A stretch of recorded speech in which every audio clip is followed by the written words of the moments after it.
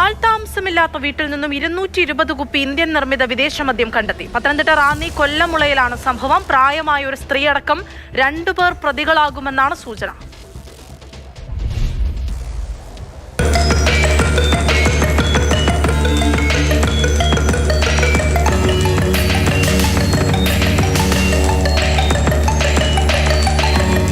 Manson house 8 PM celebration.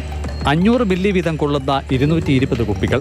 ആകെ 110 litre Indian നിർമ്മിത വിദേശ മദ്യമാണ് ഉണ്ടായിരുന്നത്. വീട്ടിൽ പല മുറികളിൽ ഒളിപ്പിച്ചിരുന്ന മദ്യശേഖരം എക്സൈസ് സംഘം കണ്ടെത്തി. 30 പാക്കറ്റ് നിരോധിത പുകയില ഉൽപ്പന്നങ്ങളും കിട്ടി. എക്സൈസിന്റെ ഷാഡോ വിഭാഗം ഇന്നലെ സന്ധ്യയ്ക്ക് ഇവിടെ ഉണ്ടായിരുന്നു. ഇന്നലെ ഈ കഥ കൂട്ടിയിട്ടിരിക്കുകയാണ്. ഇന്ന് രാവിലെ വരുമ്പോൾ പിൻഭാഗത്തെ കഥ തുറന്നു കിടക്കും. അതുവഴിയാണ് സാക്ഷി സഹിതം നമ്മൾ കയറിയത്. 220 കുപ്പികൾ മതി, കൂടാതെ നിരോധിത പുകയില ഉൽപ്പന്നങ്ങൾ അതിന്റെ 30 പാക്കറ്റ് കിട്ടിയിട്ടുണ്ട്. ഇസ്രയേലിൽ ജോലി ചെയ്തു വരുന്ന സ്ത്രീയാണ് ഇവിടെ മുൻപ് താമസിച്ചിരുന്നത്.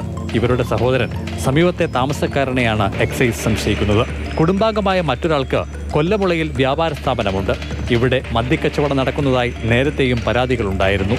ഇതേക്കുറിച്ചുള്ള അന്വേഷണമാണ് മദ്യശേഖരം കണ്ടെത്തുന്നതിലേക്ക് കാര്യങ്ങളെ എത്തിച്ചത്.